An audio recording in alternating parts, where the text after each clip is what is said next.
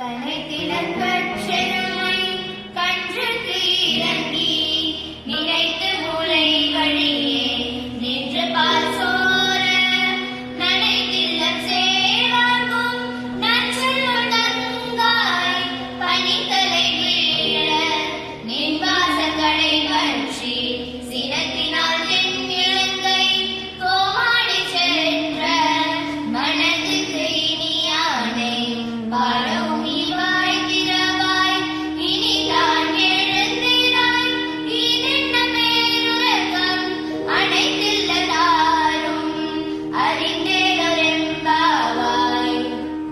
மார்கழி 12ஆம் நாள் திருப்பாவியின் பசியால் கதறி திரியும் தங்கள் கன்றுகளை எண்ணிய எருமைகள் தங்கள் மடியில் சொரியும் பாலை சிந்தியபடியே அங்கும் இங்கும் செல்கின்றன. அவை சொரிந்த பால் இல்லத்து வாசல்களை சேராக்குகின்றது. இந்த அளவுக்கு விடாமல் பால் சொரியும் எருமைகளுக்கு சொந்தக்காரனான ஆயனின் தங்கையே, கொட்டுகின்ற கொடி எங்கள் தலையில் விழ உன் வீட்டு தலைவாசலில் நாங்கள் காத்து நிற்கிறோம். சீதையை கவர்ந்து சென்று ராவணன் மீது கோபம் கொண்டு அவனை அழிக்க ராமாவதாரம் எடுத்த கோமனாகிய அந்த நாராயணனை பெருமையை பாடுகிறோம். நீயே இன்னும் பேசாமல்